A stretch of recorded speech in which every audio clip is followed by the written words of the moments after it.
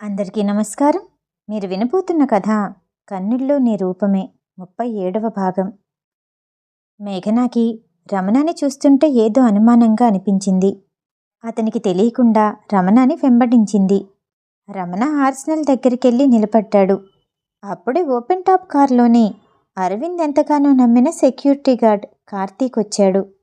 Karthik car నుండి కిందకి దిగ్గానే రమణ అతని దగ్గరికి వెళ్ళాడు. బాస్ మనల్ని ఇక్కడికి ఎందుకు రమ్మన్నారు? ఇది వదిలేసిన ఆర్సెనల్లా ఉంది. నాకు తెలిసి ఇది ఇటాలియన్ మాఫియా గ్యాంగ్ సైట్. బాస్కేమన్నా వాళ్ళతో సంబంధం ఉందా? రమణ ఆ మాట అనగానే కార్తీక్ అనుమానంగా చూశాడు. లోపలికి వెళ్తున్న కొద్దీ చీకటి తీవ్రత పెరుగుతుంది. కళ్ళు చిట్లించినా సరే అక్కడ ఏమీ కనపడట్లేదు. అప్పుడే ఎవరో గట్టిగా నవ్వినట్టు అనిపించింది. 2-3 గన్స్ ట్రిగ్గర్ ఆన్ చేస్తున్న శబ్దం వినపడింది. అప్పుడు నెమ్మదిగా కార్తీక్కి అనుమానం మొదలైంది. పిలిచింది తమ బాస్ అరవింద్ కాదేమో అని.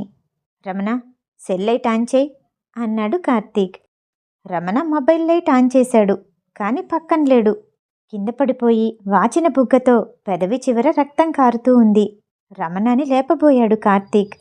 మనం మోసపోయాం, శత్రువుల చేతిలో చిక్కాం అంటూ గట్టిగా అరిచాడు రమణ. కార్తీక్కి తన మీద తనకే అసహ్యం వేసింది. తన బాస్ ఇలాంటి ప్లేసులకి రమ్మన్నప్పుడే ఆలోచించాల్సింది. కార్తీక్, పరిగెట్టు, ఇదంతా ట్రాప్, మన బాస్ ఇక్కడ లేడు అంటూ గట్టిగా అరిచాడు రమణ. కార్తీక్తో పాటు మరో 2 వచ్చారు. వెనక్కి తిరిగి పరిగెడదామనుకునే లోపే ఆ ఆర్సెనల్లోని లైట్లు వెలిగాయి. కండలు తిరిగి టైట్ టీషర్టు వేసుకొనున్న 4 ఫారెన్ వ్యక్తులున్నారు. వాళ్లతో పాటు ఒక ఫారెన్ లేడీ కూడా ఉంది. తాహా అరవింద్ కోసం వాళ్ళిద్దరినీ ట్రాప్ చేసి ఇక్కడికి తీసుకొచ్చాడని అర్థమైంది. ఆ 4 ఒకడికి తల మీద ఒక్క వెంట్రుక కూడా లేదు. ఒంటి నిండా టాటూస్తో ఉన్నాడు. భయంకరంగా నవ్వుతూ కార్తీక్తో పాటు వచ్చిన ఒక అతన్ని షూట్ చేశాడు. అతను అక్కడికక్కడి కుప్పకూలిపోయాడు. కార్తీక్కి ఇదంతా ఊహించనిది. మా బాస్ ఎవరో తెలుసా అంటూ గట్టిగా బెదిరించాడు కార్తీక్. టాటూస్తో ఉన్నతను, అందుకోసమే కదా మిమ్మల్ని ఇక్కడికి తీసుకొచ్చింది. మిమ్మల్ని శవాలుగా చేసి చూపిస్తే ఎవరి స్థానం ఏంటో వాడికి తెలుస్తుంది. దూరంగా ఉండే పొగరుగా అన్నాడు. మిమ్మల్ని అంత ఈజీగా కాల్చి చంపను. కాసేపు ఆడుకోవాలనుకుంటున్నాను. ఆ 4లో ఇంకొకడు 2 బాక్సులు తీసుకొచ్చి కార్తీక్ ముందు పెట్టాడు. రమణ ఏం జరుగుతుందో అర్థం కాక అలాగే నిలబడి చూస్తున్నాడు. ఆ బాక్సుల నిండా మంచి మంచి గన్స్ ఉన్నాయి. వాటిని తీసి వాటి గురించి చెప్పారంటే నువ్వొక్కడివే చేస్తావు. మిగతా 2 బయటికి పంపిస్తాను అంటూ నవ్వాడు ఆ టాటూస్ ఉన్నతను. అరవింద్ ఒక బాక్స్ ఓపెన్ చేసి చూశాడు. అందులో అంతా కొత్తగా అనిపిస్తున్నాయి. తను ఎన్నో గన్స్ వాడాడు, కానీ ఇలాంటివి ఎప్పుడూ వాడినట్టు అనిపించలేదు. ఇంతలో కార్తీక్ మరో పక్కున్నతను ఎదురుగా ఉన్న వాళ్ళని కొట్టడానికి ముందుకు పరిగెత్తాడు. ఎంత వేగంగా వెళ్ళాడో అంత వేగంగా కింద పడ్డాడు. ఆ లేడీ ఫారినర్ మెరుపు వేగంతో కాలితో ఒక కిక్ ఇచ్చింది. నాజుగ్గా ఉండే అమ్మాయిల్లో కూడా ఇంత బలం ఉంటుందా అనుకున్నాడు కార్తీక్. కానీ తను వాడిన టెక్నిక్ కార్తీక్ కూడా ఆశ్చర్యం వేసింది. కార్తీక్ చాలా టెక్నిక్స్ నేర్చుకున్నాడు, కానీ అతనికున్న కోపం వల్ల కొన్ని నేర్చుకోకుండానే బయటకు వచ్చేశాడు. వాళ్ళిక్కడికొచ్చిన విషయం బాస్కి తెలిస్తే తప్ప తమని ఎవరూ కాపాడలేరని అర్థమైపోయింది రమణకి. కార్తీక్ వైపు గన్ గురిపెట్టి షూట్ చేయబోతుండగా నేను చెప్తాను అంటూ మేఘన గొంతు వినపడింది. వెనకాల ఉన్న చీకట్లో నుంచి వెలుతురులోకొచ్చింది మేఘన. కార్తీక్ ఆమెను చూసి ఆశ్చర్యపోయాడు. రమణ వైపు కోపంగా చూశాడు. ఆ సినిమాలో నటించి ఆమెకి నిన్ను ప్రొటెక్షన్ ఇవ్వమన్నారు, అంతేగాని వెంటేసుకుని తీసుకురమ్మనలేదు. రమణ వైపు చూస్తూ కోపంగా అన్నాడు కార్తీక్. మేఘన కార్తీక్ పక్కకొచ్చి నిల్చుంది. చూడు, ఇది సినిమా షూటింగ్ కాదు, నీ ఇష్టం వచ్చినట్టు మాట్లాడ్డానికి. అనవసరంగా మాతో పాటు చచ్చిపోతావు, వెళ్ళిపో అంటూ గట్టిగా అరిచాడు కార్తీక్. మేఘన పట్టించుకోలేదు. ఎదురుగా ఉన్న లేడీ ఫారినర్ మేఘనాని చూసి ఆశ్చర్యపోయింది. అంతమంది కళ్ళని తప్పించుకొని లోపలి వరకు వచ్చింది. ఒక ఛాన్స్ ఇవ్వండి బాస్, లేడీ ఫారినర్ అంది. టాటూస్ అతను, ఎవరైతే ఏంటి, మాకు ఎంటర్టైన్మెంట్ కావాలి అంటూ భయంకరంగా నవ్వాడు. పక్కనే ఉన్న కార్తీక్ మేఘనాని తిడుతూనే ఉన్నాడు. నువ్వు సినిమా షూటింగ్లో నేర్చుకున్నదంతా ఇక్కడ చూపిస్తానంటే కుదరదు. వాడు మామూలుగా చంపుదామనుకుంటున్నాడేమో, నువ్వు చేసేదానికి హింసించి చంపుతాడు అంటూ మేఘన మీద అరుస్తున్నాడు. మీలో మీరు తిట్టుకోవటం నాకు ఇంకా నచ్చింది అంటున్నాడు ఆ టాటూస్ అతను. నీకు మరో ఛాన్స్ ఏమన్నా ఉందా, నన్ను నమ్మటం తప్ప? మేఘన కార్తీక్ని చూస్తూ వెటకారంగా అంది. కార్తీక్ ఇక ఏమీ మాట్లాడలేకపోయాడు. మేఘన ఆ బాక్స్లో నుంచి ర్యాండమ్గా ఒక గన్ను తీసింది. అటు ఇటు తిప్పి చూసి, ఈ గన్ని నేను చాలాసార్లు చూశాను. ఆస్ట్రేలియన్ మిలిటరీ వాళ్ళు వాడే Australian 17 pistol. Total length 185 millimetres. Weight వచ్చి 600 గ్రామ్స్ ఉంటుంది. Maximum bullet load 17. గురి చూసి కొట్టామంటే 72 మీటర్ల అవతల దిగిపోతుంది అంటూ సినిమాటిక్గా చెప్పింది. ఇదేమన్నా నీ మూవీలో డైలాగ్ అనుకుంటున్నావా? నీ ఫైటింగ్ సీన్స్ నాలెడ్జ్ తోటి సిల్లీగా చంపేసేలా ఉన్నావు. కార్తీక్ మళ్ళీ అరిచాడు. మేఘన చంపేసేలా చూసింది. ఆ టాటూస్ వాడేమంటాడోనని రమణ ఆతృతగా చూస్తున్నాడు. ఈ ఆటలోకి ఆడపిల్ల రావడం చాలా బాగుంది. గన్ను గురించి పర్ఫెక్ట్గా చెప్పటం ఇంకా బాగుంది. కంటిన్యూ చెయ్యి అంటూ భయంకరంగా నవ్వాడు. ఇప్పుడిప్పుడే ఎదుగుతున్న ఒక చిన్న యాక్ట్రెస్కి ఇవన్నీ తెలియటం ఏంటి అని రమణకి ఆశ్చర్యంగా ఉంది.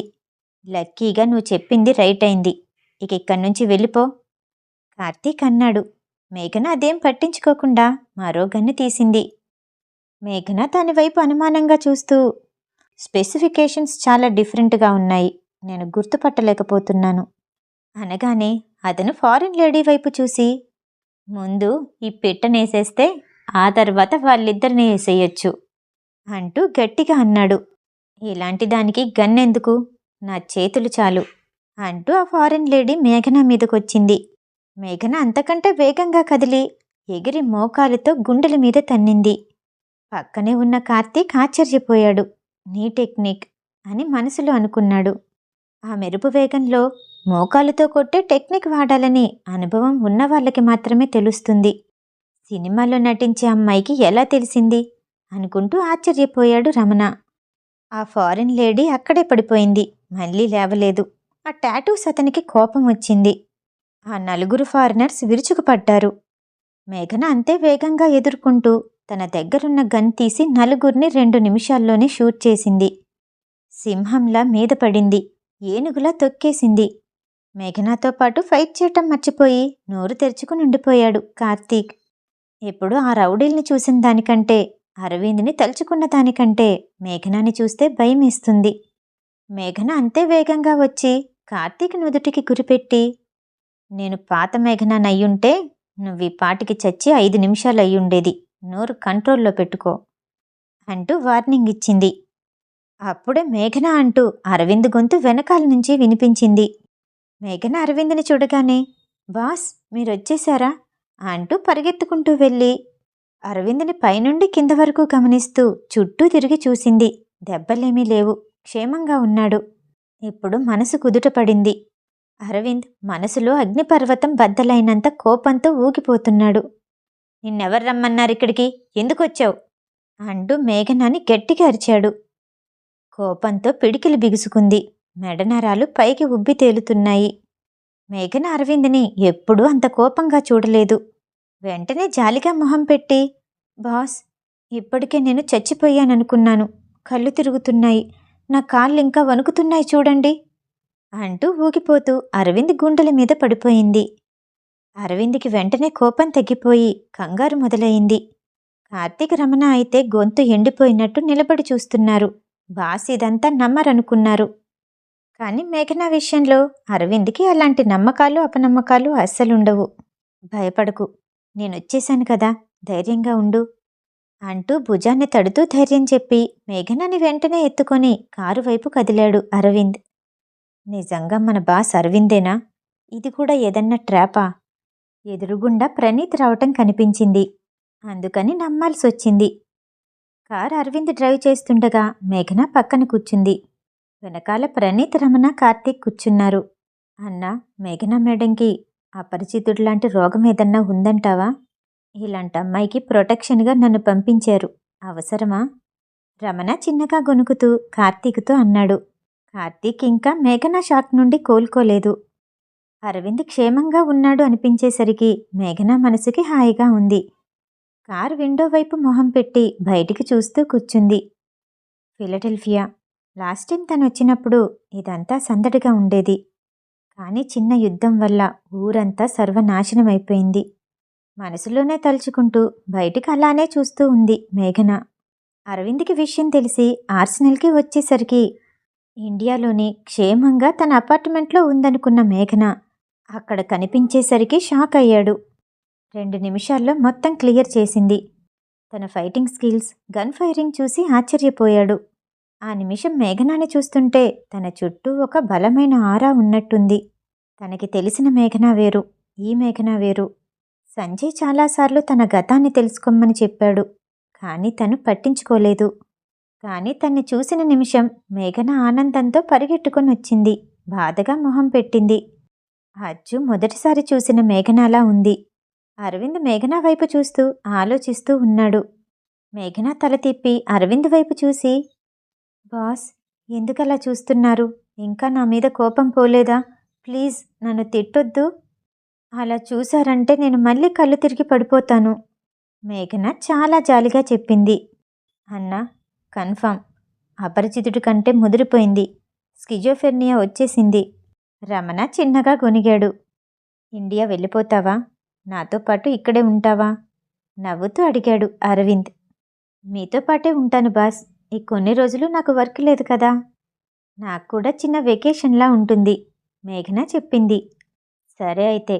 నాతో పాటు ఉండాలంటే నాకు కంటికి కనిపించేంత దగ్గరలో ఉండాలి, అరవింద్ ఖచ్చితంగా చెప్పాడు. మీకింకా బోర్ కొట్టనా? మామూలుగా అనేసింది మేఘన. అరవింద్ కోపంగా చూశాడు. అంటే ఇక్కడ మీకు ఎన్ని రోజులు వర్క్ ఉంటుంది? బోర్ కొట్టదా అంటున్నాను. అయినా నేను పక్కనే ఉన్నాను కదా. మీకెందుకు బోరు కొడుతుంది? మీ పక్కన ఉండటం నా అదృష్టం, మేఘన అంటూ ఉండగా వెనకాలే ఉన్న రమణకి పిచ్చెక్కింది. ఈ వీడిలో నేను ఎన్ని రకాలు చూడలేకపోతున్నాను. బాస్ ఎలా భరిస్తున్నాడు అంటూ చిన్నగా గొనిగాడు. సింగిల్గా ఉన్న వాళ్ళకి ఏం తెలుస్తుంది? ప్రేమ ఏదైనా చేయిస్తుంది. Power of love. ఏం చేస్తాం? ప్రణీత్ చెప్తూ ముసిముసిగా నవ్వాడు.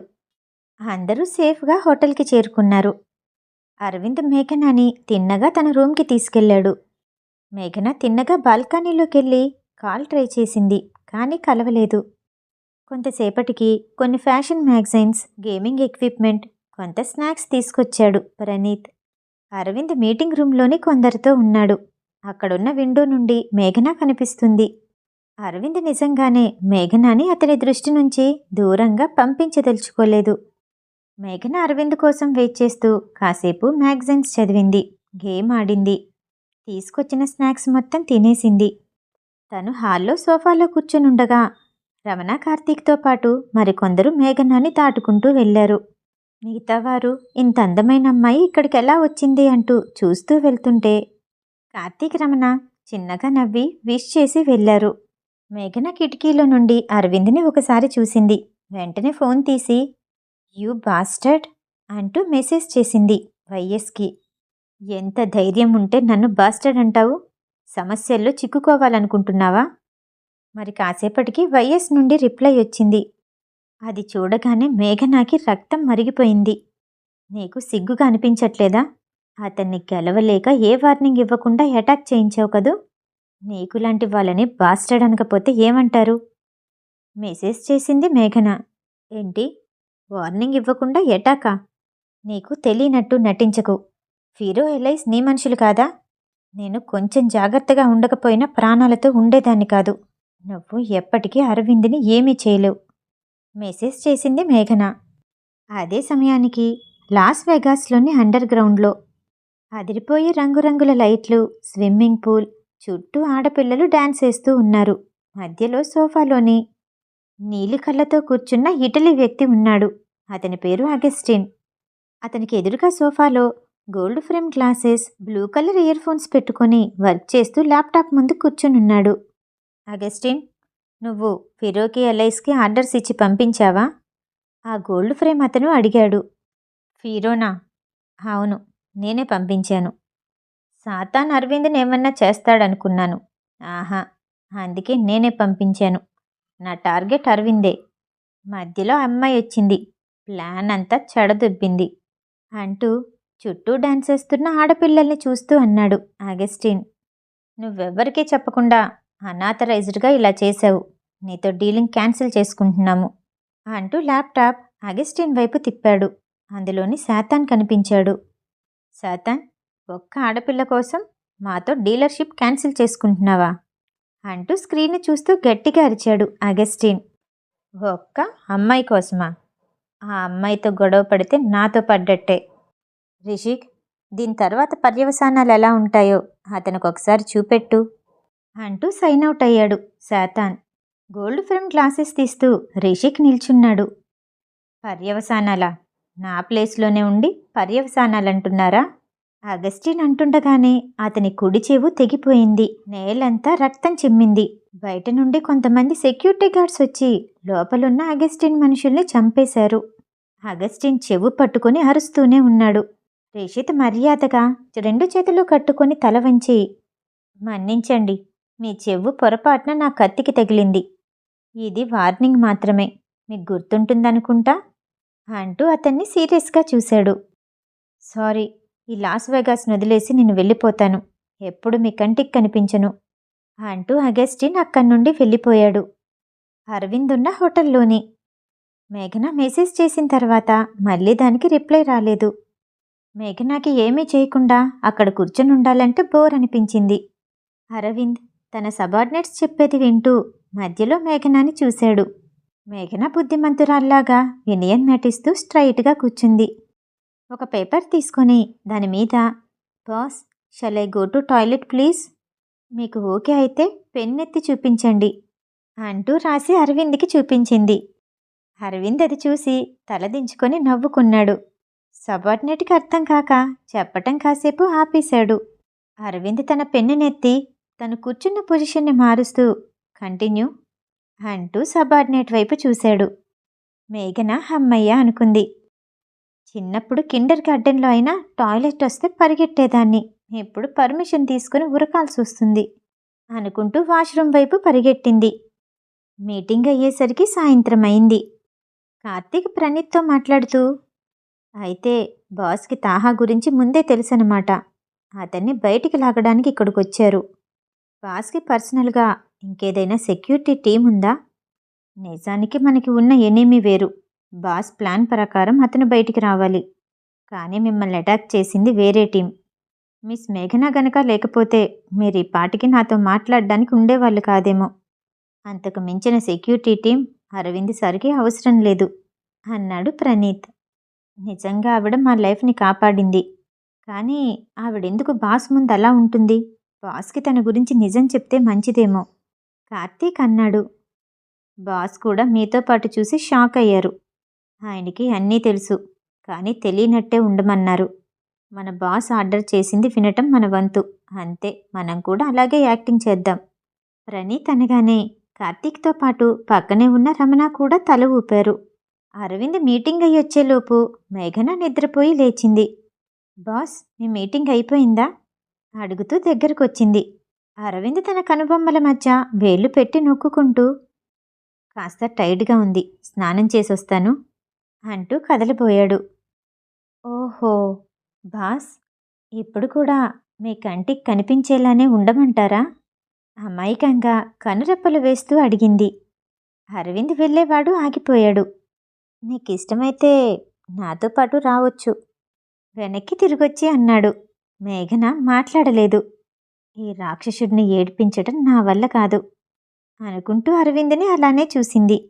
ఆల్రెడీ మేఘన బ్రెయిన్లోని అరవింద్ స్నానం చేస్తున్నట్టు, తల తడుస్తున్నట్టు వీడియో కనిపిస్తుంది. మేఘన, ఇంకా ఆలోచించుకు, ఆపేయి అంటూ తనకి తాను చెప్పుకుంది. ఇలాంటి మాటలు నా దగ్గర అస్సలు చెప్పకు.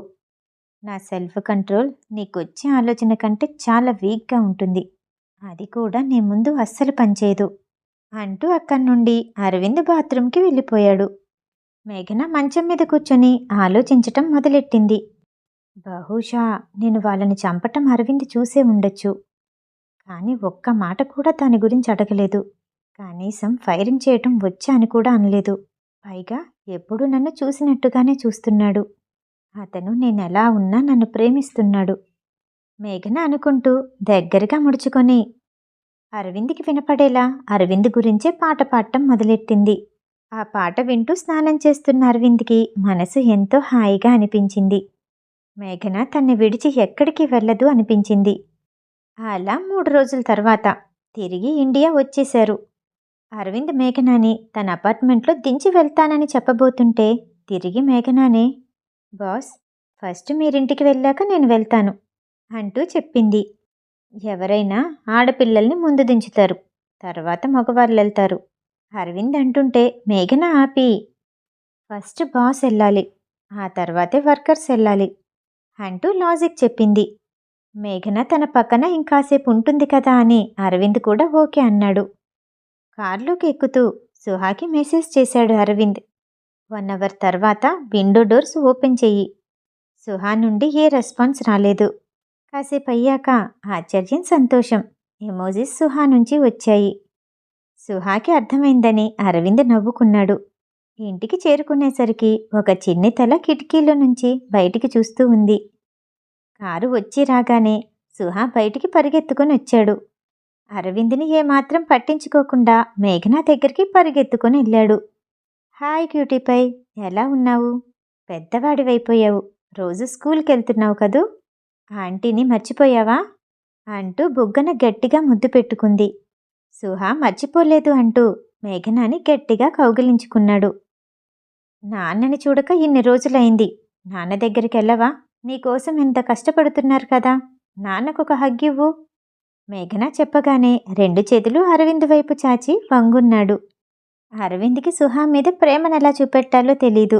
వెంటనే ఎత్తుకొని గుడ్ బాయ్ అంటూ తల మీద చేయి వేసి ముద్దు పెట్టుకున్నాడు. మేఘన అరవింద్ తండ్రింటి నుంచి బయలుదేరుతుండగా సనా ఫోన్ చేసింది, ఒకసారి ఆఫీస్కి రమ్మని. అపార్ట్మెంట్కి వెళ్ళి ఫ్రెష్ అయిపోయి గ్లోరీ వరల్డ్కి వెళ్ళిపోయింది. లోపలికి వెళ్ళగానే ఒక పెద్ద ఎల్ఈడి స్క్రీన్ మీద మీరా షూట్ కనిపిస్తుంది. ఒక ప్రొడక్ట్కి అంబాసిడర్గా అడ్వర్టైజ్మెంట్ చేస్తున్నారు. దానికి సినిమాకి తీసినంత ఖర్చు పెడుతున్నారు. మీరా దాదాపు 12 కాస్ట్యూమ్స్ మార్చింది. ఇక ఈ కంపెనీ నుండి ఏ పెద్ద ఛాన్స్ అయినా మీరాకి అనుకుంటూ సనా ఆఫీస్ రూమ్కి వెళ్ళింది మేఘన. హాయ్ మేఘన, నీకోసమే ఎదురు చూస్తున్నాను. రా, ఇలా కూర్చో, నీకు కొన్ని విషయాలు చెప్పాలి. నీకు నోబెల్ బ్రాండ్ తెలుసు కదా? మేఘన ఆలోచిస్తూ, అది పెర్ఫ్యూమ్ బ్రాండ్ కదా, చాలా తక్కువ మంది కస్టమైజ్ చేసి చేయించుకుంటారు. నాకు దాని గురించి కొంచెం ఐడియా ఉంది, చెప్పింది మేఘన. ఎగ్జాక్ట్లీ, అది చాలా ఎక్స్క్లూజివ్ ప్రోడక్ట్, కానీ దాని గురించి పబ్లిసిటీ లేదు. అందుకోసం అంబాసిడర్ కావాలన్నారు. నేను నీది అప్లై చేశాను, ప్రైమరీ స్టెప్కి సెలెక్ట్ అయ్యావు. ఆ మాట వినగానే మేఘన ఆశ్చర్యపోయింది. ప్రైమరీ స్టెప్కి సెలెక్ట్ అయ్యానా? అంటే మిస్ మీరా ఉండగా నన్నెలా తీసుకుంటారు? అదే కదా, నీకు లక్ అనుకోవాలి. మిస్ మీరా దీనికి అప్లై చేయలేదు, తన షెడ్యూల్ హెక్టిక్గా ఉందనుకుంటా. అయినా చాలామంది పెద్ద పెద్ద వాళ్ళే అప్లై చేశారు, అందులో నీకు కూడా ఛాన్స్ వచ్చింది. 3 రోజుల్లో మనం లాస్ ఏంజల్స్కి వెళ్ళాలి. ఇంటర్వ్యూలో సెలెక్ట్ అయితే చాలు, వెంటనే షూటింగ్ తీసేస్తారు, నీకు మనీ కూడా పే చేస్తారు. ఆ మాటకి మేఘన చాలా ఉత్సాహపడింది. ఓకే సనా, నేను వెళ్ళి ఆ ప్రిపరేషన్లోనే ఉంటాను, కొంచెం ప్రాక్టీస్ కూడా చేస్తాను అంటూ వెళ్ళిపోయింది మేఘన. ఇంటికి వెళ్ళగానే సనా చెప్పింది మొత్తం అరవింద్కి మెసేజ్ చేసింది. ఒకవేళ సెలెక్ట్ అయితే మరో 3 రోజులు అక్కడే ఉండిపోవలసి వస్తుంది అని చెప్పింది. వెంటనే all the best, take care అంటూ అరవింద్ నుండి మెసేజ్ వచ్చింది. సనా చెప్పినట్టుగానే మరో 3 రోజుల్లోనే లాస్ ఏంజల్స్కి వెళ్ళారు. లాస్ట్ ఇయర్ మేఘన అక్కడున్నప్పుడు తనకి ఉండటానికి ఇల్లు కూడా లేదు. ఇప్పుడు అలా కాదు, చేతిలో పనుంది, ఆ పని మీదే ఇక్కడికొచ్చింది. చెప్పిన టైంకి పెర్ఫ్యూమ్ ఆడిషన్స్, ఇంటర్వ్యూ కండక్ట్ చేస్తున్న హాల్కి చేరుకుంది. ఆ హాల్ నిండా చాలామంది పెద్ద పెద్ద స్టార్స్ ఉన్నారు. వాళ్ళందరికీ మేఘన ఏదైనా పని చేయడానికి వచ్చిందేమో అనిపించింది. చాలా సింపుల్ డ్రెస్లో వచ్చింది. అప్పుడే సనా కూడా రావటంతో సనా వెంట బుద్ధిమంతురాల్లా తిరిగింది. మేఘన, నేను దారైతే చూపించగలను, ఎదిగేది మాత్రం నువ్వే ఎదగాలి. అక్కడికెళ్ళాక ఏం చెయ్యాలి, ఎలా ఉండాలి, ఏం చెప్పాలి అవన్నీ నువ్వే నిర్ణయించుకో అంటూ ఒక్కొక్క నెంబర్ పిలుస్తుండగా ఒక్కొక్క నెంబర్కి ఒక్కొక్క సలహా ఇస్తూ ఉంది సనా. మేఘన వంతొచ్చేసరికి మేఘన ధైర్యంగానే వెళ్ళింది. కానీ సనాకే కొంచెం భయం అనిపించింది. అలా అరగంట జరిగింది ఇంటర్వ్యూ. మేఘన వెళ్ళిన తర్వాత మరెవరి నెంబర్ని పిలవలేదు. మేనేజర్ బయటకొచ్చి అంబాసిడర్ని సెలెక్ట్ చేసుకున్నాము, ఇంకందరూ వెళ్ళొచ్చు అని అనౌన్స్ చేశాడు. మేఘన లాంటి అమ్మాయికి ఇలాంటి ఆఫర్ వస్తుందని ఎవ్వరూ అనుకోలేదు. అలా ఓ 2 రోజులు షూటింగ్ జరిగింది. మేఘన కంటే ఒకరోజు ముందుగానే సనా వెళ్ళిపోయింది. మేఘనాకి $10,00,000 ఇచ్చారు. అంత పెద్ద ప్రాజెక్ట్. మేఘనాకి రాత్రికి రాత్రి కోటీశ్వరరాలైనట్టు అనిపించింది. ఆ రాత్రి ప్రశాంతంగా అనిపించింది. కానీ ఎందుకో నిద్ర పట్టలేదు. తెల్లారే వరకు అటూ ఇటూ పొర్లుతూనే ఉంది. మనసుకెందుకో ఏదో బాధగా అనిపించింది. వెంటనే ఫోన్ తీసుకుని అరవింద్కి మెసేజ్ చేసింది. పెర్ఫ్యూమ్ కంపెనీకి అంబాసిడర్గా సెలెక్ట్ అయ్యాను, $10,00,000 ఇచ్చారు. అరవింద్ నుండి వెంటనే మెసేజ్ వచ్చింది, కంగ్రాట్స్ అంటూ. వెంటనే ఎప్పుడొస్తున్నావు అంటూ మెసేజ్ చేశాడు. అప్పటికి మేఘనాని చూడక 2 రోజులు. రేపు నైట్ బయలుదేరి వచ్చేస్తాను చెప్పింది మేఘన. అరవింద్కి చెప్పాక కొంచెం మనసు కుదురుగా అనిపించింది. వెంటనే నిద్రలోకి వెళ్ళిపోయింది. ఆ రోజు మధ్యాహ్నం లాస్ ఏంజల్స్లోని మేఘన ఇదివరకు ఉన్న పాత ఇంటి వైపు వెళ్ళింది. అప్పట్లో ఆ ఏరియా మొత్తం డ్రగ్స్ తోటి, మాఫియా గ్యాంగ్ తోటి, రకరకాల స్కీములతోటి నిండిపోయి ఉండేది. ఎంటర్టైన్మెంట్ బిజినెస్కి డబ్బులు కూడా ఇక్కడి నుంచే వెళ్ళేవి. ఆ సందులోనే తను లోకల్ అమ్మాయిని అన్నట్టు నోట్లో లాలీపాప్ పెట్టుకొని, చిన్న యూనిఫామ్ లాంటి డ్రెస్ వేసుకొని ఫ్రీగా నడుస్తూ వెళ్ళింది. ఎవరికైనా అనుమానం వస్తే మేఘనాని అక్కడికక్కడే చంపేస్తారు. తనిదివరకుంటున్న ఇంటివైపు వెళ్ళి తలుపు తట్టింది. భార్యాభర్తలిద్దరూ తలుపు తీశారు. హాయ్ మాస్టర్, నన్ను గుర్తుపట్టారా అడిగింది మేఘన. ఎవరా అన్నట్టు గుర్తుపట్టడానికి ప్రయత్నించాడతను. మరి కాసేపటికి గుర్తుపట్టాడు. ఇక్కడ బ్రతకాలంటే గన్ ఫైరింగ్ రావాలి, కుంఫు రావాలి అంటూ కొన్ని సంవత్సరాల క్రితం మేఘనాకి అన్నీ నేర్పించిన వ్యక్తి. రామ్మా, చాలా సంతోషం. చాలా రోజుల తర్వాత వచ్చావు. ఇక్కడ జీవితం వద్దనుకుని వెళ్ళిపోయావు, మళ్ళీ వచ్చావా అడిగాడతను. అవును మాస్టర్, కానీ మళ్ళీ రావాల్సొచ్చింది. నాకు మీ వైపు నుండి ఒక చిన్న హెల్ప్ కావాలి. ముందు లోపలికి రా, ఇంట్లో కూర్చో, తర్వాత మాట్లాడుకుందాం అంటూ లోపలికి తీసుకెళ్లాడతను. కాసేపు మాట్లాడిన తర్వాత అరవింద్ పేరు ఒక పేపర్ మీద రాసి అతని చేతికిచ్చింది. అరవింద్ ప్రపంచంలోనే గొప్ప వ్యాపారవేత్త. ఇతనికి నీకు సంబంధం ఏంటి అడిగాడతను. సంబంధం అంటే ఆయన నాకు బాస్, ఆయన ఆఫీసులోనే వర్క్ చేస్తున్నాను. మీరు తప్పకుండా తెలుసుకునే విషయం ఏంటంటే అరవింద్కి సాతానికి సంబంధం ఏంటని. మేఘన అనగానే అతను కొంచెం కంగారు పడ్డాడు. ఇక్కడి నుంచి వెళ్ళిపోయి మంచిగా జీవిస్తున్నావు, మళ్ళీ సాతాన్ గురించెందుకు? పులి నోట్లో తల పెట్టినట్టే ఉంటుంది అన్నాడతను. లేదు మాస్టర్, జస్ట్ అరవింద్కి సాతానికి సంబంధం ఏంటో తెలియాలి. నేనేమి సాతాన్ దగ్గరికి వెళ్ళను, అతని పనులు కూడా చేయను. మేఘన చెప్పి మాస్టర్తో 2-3 ఫోటోలు దిగి వెంటనే తనుంటున్న హోటల్కి వచ్చేసింది. తన అకౌంట్లో ఇప్పుడు చాలా డబ్బుంది. షాపింగ్ ఖచ్చితంగా చెయ్యాలి అనుకుంది. అలా మేఘన షాపింగ్కి వెళ్ళినప్పుడు ఒక అతన్ని కలిసింది. ఇంచుమించుగా మేఘన వయసే ఉంటాడు. వీలైనప్పుడు ఇండియా రమ్మని చెప్పింది. అతను వెంటనే మీతో పాటు వస్తాను అన్నాడు. అతను మేఘన ఇండియా బయలుదేరారు. మేఘనాని రిసీవ్ చేసుకోవటానికి ప్రణీత్ వచ్చాడు. మేఘన ఎవరో ఒక అబ్బాయితో రావటం, అతను కొంచెం అందంగా ఉండటంతో అనుమానపడ్డాడు. లేడీ బాస్ ఏంటి ఎవరో అబ్బాయితో వస్తుంది? మా బాస్ చూసి 3 రోజులైపోయిందని కంగారు పడుతున్నారు. ఫ్లైట్లో ఏమీ తినరని చెప్పి ముందే బాక్స్ ప్రిపేర్ చేసి తీసుకొచ్చారు. చలేస్తుందని దుప్పటి కూడా పెట్టారు. ఇప్పుడేమో ఈ అబ్బాయి వెంటొస్తున్నాడు. మా బాస్ ఏమంటారో ఏమో అనుకుంటూ మేఘన వైపు ఎదురెళ్ళాడు ప్రణీత్. మేఘన కొంచెం చలితో వణకటంతో ఆ అబ్బాయి కోటు మేఘన చుట్టూ వేశాడు. అది చూసి ప్రణీత్కి భయం వేసింది. మిస్ మేఘన వచ్చేసారా?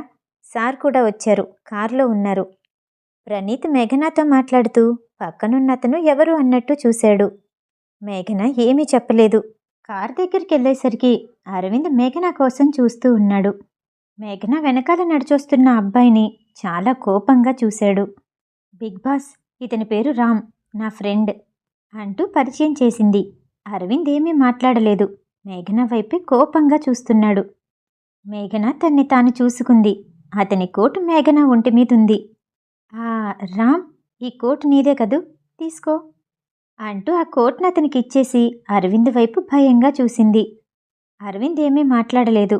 కారులో కూర్చుంటూ డోర్ని గట్టిగా వేశాడు. బాస్కి కోపం వచ్చింది. కోపం కాదు, జెలసీ అంటూ చిన్నగా వెళ్ళి అరవింద్ పక్కన కూర్చుంది. ప్రణీత్ కారు డ్రైవ్ చేస్తున్నాడు. అటు పక్కన రామ్ కూర్చున్నాడు. చాలా దూరం ప్రయాణించే వరకు అంతా నిశ్శబ్దం. అరవింద్కి కోపంగా, బాధగా ఉంది. ప్రణీత్కి భయం వేస్తుంది. మేఘనాకి నవ్వొస్తుంది. అరవింద్ కుడి చేతిని చిన్నగా అందుకుంది. ఏం మాట్లాడకుండా దగ్గరికి లాగేసుకున్నాడు. తీసేసుకుంటున్న చేతిని వెంటనే అందుకొని చటుక్కన ముద్దు పెట్టింది. ముద్దుకి కరిగిపోని మొగుడుంటాడా? అరవింద్ తలదించుకొని నవ్వుకున్నాడు.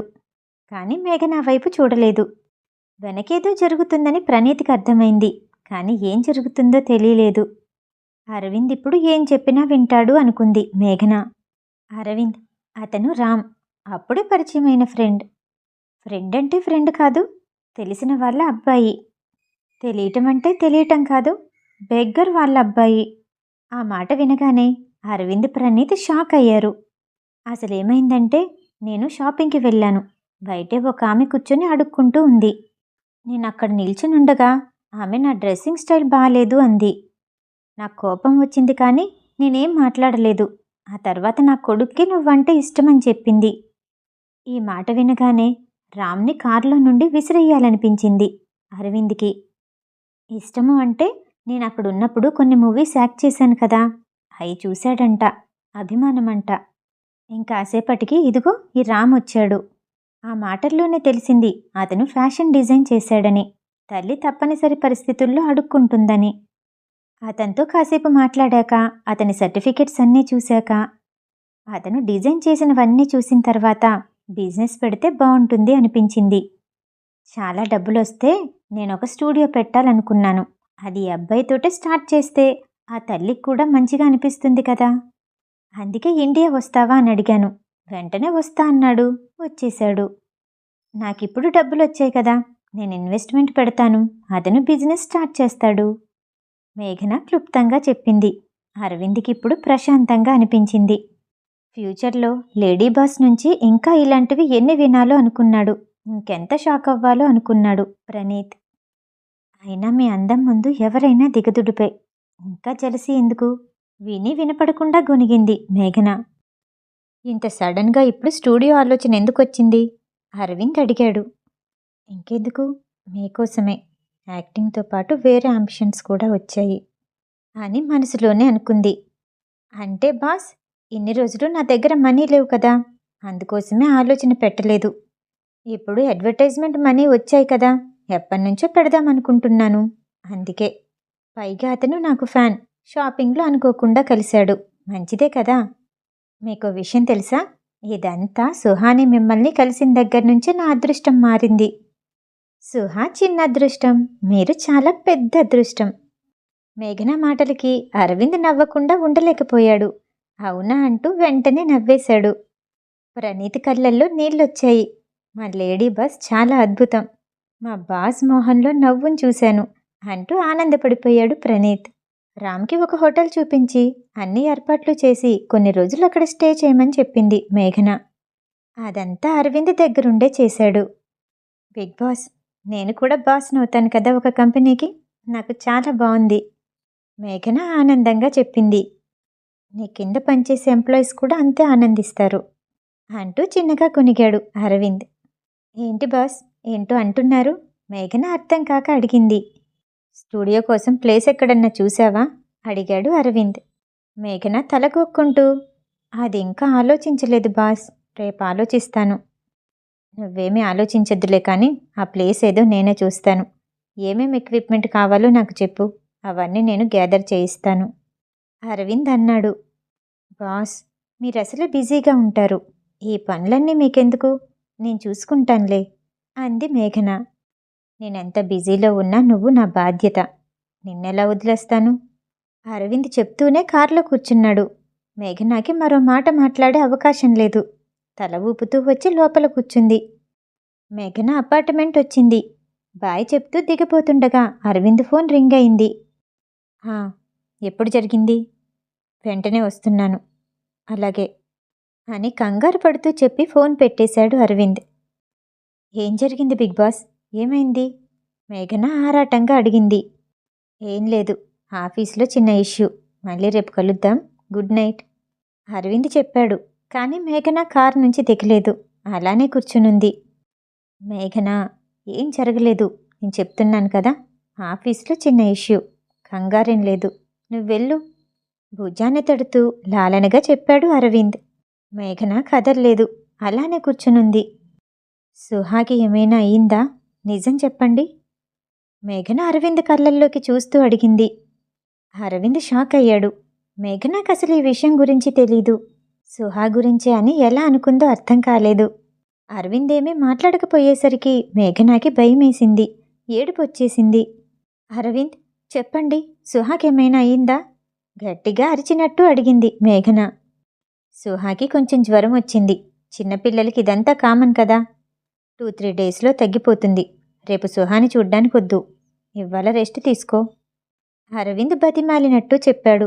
మేఘన వినలేదు. ఎందుకో మేఘన గుండె వేగంగా కొట్టుకోవటం మొదలెట్టింది. అరవింద్, నన్ను మీతో తీసుకెళ్ళండి. నేనిప్పుడిక్కడున్నా కూడా నిద్రపోలేను. మేఘన బతిమాలింది. అరవింద్ ఏమీ మాట్లాడలేదు. అరవింద్ చేతుల్ని తన చేతుల్లోకి తీసుకొని, ప్లీజ్ అరవింద్, నేనిప్పుడు సుహాని చూడాలి. నాకు చాలా భయంగా ఉంది. మీరేదో దాస్తున్నారు. అందుకే నన్ను తీసుకెళ్ళట్లేదు అంటూ ఏడుస్తూనే ఉంది. మేఘన ఇంతగా కంగారు పడుతుందని అరవింద్ ఎక్స్పెక్ట్ చేయలేదు. వెంటనే ప్రణీత్కి కార్ని సుహా దగ్గరికి తీసుకెళ్ళమని చెప్పాడు. మేఘన అంతగా ఏడుస్తుంటే అరవింద్ చూడలేకపోతున్నాడు. తన గుండె ముక్కలైనట్టు అనిపిస్తుంది. ఎలా ఓదార్చాలో అర్థం కాలేదు. తనకి ఓదార్పు మాటలు కూడా రావు. దగ్గరికి తీసుకుని వీపు మీద తడుతూ ఏడవద్దని చెప్తున్నాడు. మేఘన అరవింద్ని గట్టిగా కౌగిలించుకుని ఏడ్చేస్తుంది. ఇదంతా చూస్తున్న ప్రణీత్కి టిష్యూ పేపర్లు ఇంకొన్ని ఎక్కువ పెడితే బాగుండు అనుకున్నాడు. ఉన్న కొన్నిటిని వెనకాలన్న అరవింద్కి అందించాడు. ఇంతగా ఏడుస్తావని తెలిస్తే నీకస్సలు చెప్పేవాడినే కాదు. నిన్నసలు తీసుకొచ్చేవాడినే కాదు. ఇప్పుడు ఇలా ఏడుస్తున్నావు. ఇంకా సుహాని చూస్తే తట్టుకోగలవా? అరవింద్ మేఘనాని ఓదారుస్తూ అన్నాడు. ప్రణీత్కి మేఘన విచిత్రంగా అనిపించింది. అంతగా ఫైట్ చేస్తూ గన్ ఫైరింగ్ చేసిన మేఘన ఇంతగా ఏడుస్తుందని అనుకోలేదు. అతను ఇంకా షాక్ అయిన విషయం ఏంటంటే అసలు మాటలే రాని తన బాస్ లేడీ బాస్ని ఓదార్చడానికి ప్రయత్నిస్తున్నాడు. ఇది తన జీవితంలో జరిగిన గొప్ప ఘటనలా అనిపించింది. ఇద్దరిని చూస్తుంటే భార్యాభర్తలు తమ కొడుకు కోసం ఏడుస్తున్నట్టు ఉంది. మేఘన తన్ని తానే తిట్టుకుంది. అసలు నేనెందుకు మీ దగ్గర నుండి వచ్చేయాలి? సుహానెందుకు మీ పేరెంట్స్ దగ్గరికి పంపించాలి? నానమ్మ తాతయ్య ఉన్నారని నేనెందుకు సుహాకి దూరంగా ఉండాలి? ఇదంతా నా వల్లే జరిగింది, ఇదంతా నా వల్లే జరిగింది అంటూ ఏడుస్తూనే ఉంది మేఘన. అరవింద్, మీరు నా దగ్గర ఏదో దాస్తున్నారు అనిపిస్తుంది. నిజం చెప్పండి, గట్టిగా ఏడ్చుకుంటూ అడిగింది. నువ్విలానే ఏడుస్తూ ఉంటే నేనెలా చెప్తాను? ఏడవనని ప్రామిస్ చేయి, అప్పుడు చెప్తాను. అరవింద్ మేఘనాని చూస్తూ బాధపడుతూ అన్నాడు. నేనలా ప్రామిస్ చేయలేను. ముందు మీరు చెప్పండి. ముక్కు తుడుచుకుంటూనే అంది మేఘన. సుహాకి ఆ ఇన్సిడెంట్ జరిగిన తర్వాత నుంచి ప్రతి 6 నెలలకు ఒకసారి ఇలాగే ఫీవర్ వస్తుంది. ఆ ఫీవర్ పెరగడమే కానీ తగ్గదు. దానికి టాబ్లెట్స్ ఉండవు. ఆ ఫీవర్ పెరగకుండా చూసుకోవాలి. అరవింద్ చిన్నగా చెప్పాడు. మేఘనాకి తను కుప్పకూలిపోయినట్టు, తన జీవితం అంతమైపోయినట్టు అనిపించింది. అరవింద్ చెప్పేదాన్ని బట్టి ఇది మామూలు ఫీవర్ కాదని అర్థమైంది మేఘనాకి. ప్రణీత్, కారు సైడ్ కాపండి అంటూ ఏడుస్తూనే అడిగింది. తన బాస్ ఏమీ మాట్లాడట్లేదంటే లేడీ బాస్ మాట ఖచ్చితంగా వినాల్సిందే అనుకుంటూ కారు సైడ్ కాపాడు. మేఘన కారు దిగొచ్చి ప్రణీత్ని వెనకాల కూర్చోమ్మని చెప్పి డ్రైవర్ సీట్లో మేఘన కూర్చుంది. ఇంజన్ పెద్ద సౌండ్ చేసింది. కారు బాణంలా దూసుకుపోతుంది. ఇప్పటి వరకు ఏడ్చిన ఆ అమ్మాయేనా ఇంతగా కారు డ్రైవ్ చేసేది అని భయపడిపోయాడు ప్రణీత్. కాళ్ళు పైకి పెట్టుకొని కారు డోర్ని గట్టిగా పట్టుకొని కూర్చున్నాడు. చిన్నగా పోనివ్వమని చెప్తారేమో అనుకుంటూ అరవింద్ వైపు చూశాడు. బాధ భయం ఉన్న భార్యని ఏమీ అనలేని భర్తలా వెనకాలే కూర్చుని చూస్తున్నాడు అరవింద్. వచ్చే అన్ని వెహికల్స్ని ఓవర్టేక్ చేసుకుంటూ ఇంకోవైపు ఏడ్చుకుంటూనే తీసుకెళ్తుంది మేఘన. శేఖర్ ఇంటికి చాలా దగ్గరలోనే ఉన్నారు. గంటకి 400 మైళ్ళ వేగంతో తీసుకొస్తుంది మేఘన. ఆ గేట్ని కారుతో డాష్ ఇవ్వటాన్ని చూడలేకపోతున్నాడు ప్రణీత్. భయపడిపోయి గట్టిగా కళ్ళు మూసుకున్నాడు. మేఘన సడన్గా ఎమర్జెన్సీ బ్రేక్ నొక్కింది. గేటుకి ఇంచు దూరంలో ఆగిపోయింది. అరవింద్, మీరు లోపలికెళ్ళి సుహాక్ ఎలా ఉందో చూడండి. వెనక్కి తిరిగి కంగారుగా చెప్పింది మేఘన. అరవింద్ కారు దిగాడు. ప్రణీత్ మాత్రం కారు డోర్ తీసుకొని నెమ్మదిగా పాక్కుంటూ కిందకొచ్చాడు. ఒక్కసారిగా వామిటింగ్ చేసుకున్నాడు. మిగతా కథ తర్వాయి భాగంలో. ఈ కథ వింటాం మీకు నచ్చినట్టయితే లైక్ చేసి సబ్స్క్రైబ్ చేయండి. మళ్ళీ రేపు కలుద్దాం. నమస్తే.